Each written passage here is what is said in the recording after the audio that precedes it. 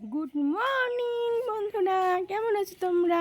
আমি কুইগ্রিন চলে এসেছি সকালবেলা আমার ছাদে। ওই যে দেখো, ওখানে লজ্জাপতি বুনেছি, ওখানে কিছু বুনিনি, ওখানে নীলকণ্ঠর বিচি বুনেছি।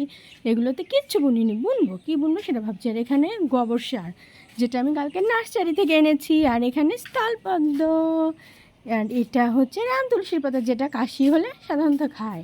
এই দুটোর আমি আজকে সকালেই তৈরি করেছি। কিছু সবজির খোসা দিয়ে রেখেছি, এটাতে সবজি খোসা দিয়েছি। ওই দুটোতে ধনে পাতা বুনবো, আর এটাতে কী বুনবো এখনও ভাবতে পারিনি। শীতকালীন কোনো সবজি বুনবো। আর এখানে দেখো গোবর সার, আমি যেগুলো কিনে এনেছি সেগুলো একটা বালতিতে সুন্দর করে রেখে দিয়েছি। কালকে বিকালবেলা আমি নার্সারিতে গিয়েছিলাম। এই যে দেখো, সবগুলোতে আমি গোবর সার অল্প অল্প করে দিয়ে দিয়েছি। আজকে বিকালে আবার সেগুলো মিক্সড করব।